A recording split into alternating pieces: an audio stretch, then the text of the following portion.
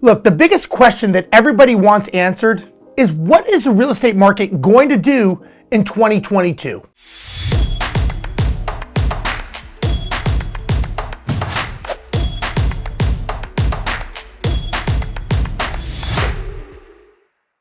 For homebuyers, novice or weathered, the 2021 housing market has been a harrowing place to navigate. By some expert definitions, this year, the housing market has shot way ahead of the economy, almost to the point to where we saw this incredibly overheated market, which was characterized by massive amounts of multiple offers, contingency waivers, price escalation clauses, and in fact, record prices. Prices in 2021 have been skyrocketing, competition has been hotter than ever, and the low supply of homes ensured that many home buyers were and still are going to be paying top dollar, all while mortgage rates are at rock bottom prices. While the housing market is still hot, there are signs that it is beginning to cool off, with housing inventory, which is the number of homes on the market, are starting to meaningfully recover. So what does this mean? It means that more homes on the market means more options for buyers and likely less competition per home. So basically this means that home buyers next year are going to find much more of a normal market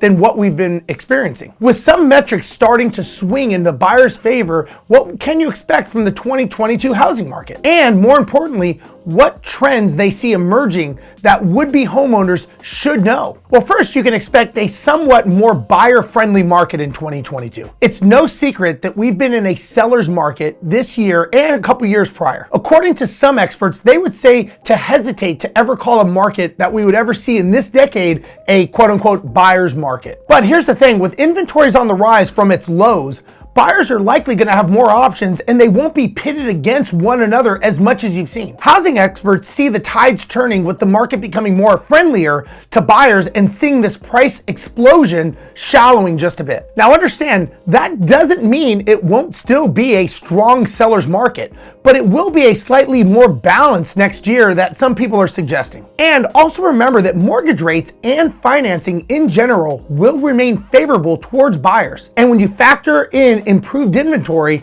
I do see the market skewing more towards the favor of buyers. Buyers can expect more choices on the market coming up. So good news for you. You're likely going to have more houses to choose from when you're shopping for your next place. This year's housing market was characterized by a term called hyper-competitive atmosphere, which means that the inventory of the number of homes available on the market was notching towards an all-time consistent low. But for the past 3 months, straight inventory has been rising, which is something that we haven't seen in a really long time.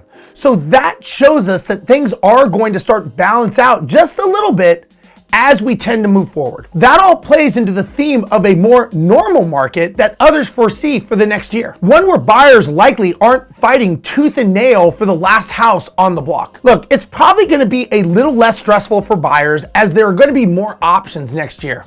There's not going to be 50 offers on one house that we've been hearing about, all these anecdotes and everything that's been going on this year in this crazy cycle. However, I don't believe that the rise in inventory is going to push down home prices just yet.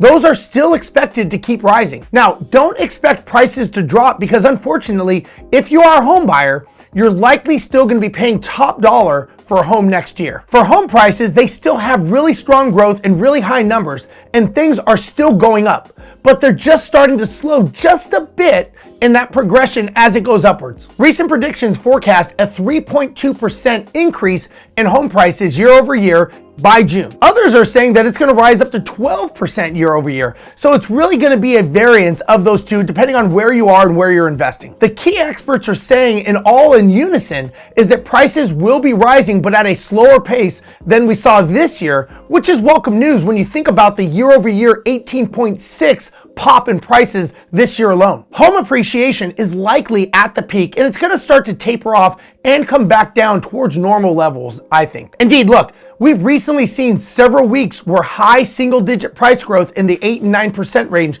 compared to the double-digit range we've witnessed earlier this year. So to me, that's huge, and it tells me buyers are, one, getting more options in terms of housing, And two, finally, price growth is coming down from the scorching levels we've seen recently. I do expect you to see a more normal offer process in the future. At this point, most prospective homeowners have likely heard or seen or been part of this buyers shelling out far above asking price for a home, or feverishly trying to outbid multiple other offers, or even foregoing some inspections just to secure the property. But many see things changing and becoming more temperate in 2022. I would say to expect 2022 to provide a much more balanced, normal landscape. And buyers and investors can also expect to be able to make offers below asking price once again. And that's part of what we've seen historically with cycles when it becomes a normal market in the real estate industry. And while it's true that around 1/3 of the home buyers paid more than what they were expecting for a home this year, remember that out of that, there's still 2/3 of the market that are selling at or under list price. So even though there are opportunities for buyers to get a home without getting into a bidding war situation or having to feel less stress to waive inspections or other things like that, that's something I expect to see continuing this year, especially as more inventory becomes available to prospective buyers. One thing to realize is don't expect mortgage rates to remain at their all-time lows. Part of the frenzy of the 2020-2021 housing market has been record low mortgage rates that tempered many would-be homeowners to jump at the chance to get a new mortgage or refinance it while the getting was good. And while experts don't expect rates to skyrocket from there, they do see mortgage rates rising just a bit in 2022. What experts are expecting is that rates are going to tick back up, not necessarily jump and leap back to where they were really high numbers. I mean, currently a 30-year fixed mortgage rate is hovering at about 2.9%. But by the end of the year, mortgage rates could get up to 4% based on Freddie Mac's forecast. And others are saying they could sit at around 3.6% for 2022. Now, apart from rising inflation with the Federal Reserve signaling that it might start tapering its asset purchases by the end of this year, which is mortgage-backed securities, more importantly, are the main contributor to these incredibly low rates. So look, I do see as the Fed begins to cut back on some of the purchases, mortgage rates will trend in the upward direction. That's important for home buyers and investors to think about next year, as it means higher monthly payments,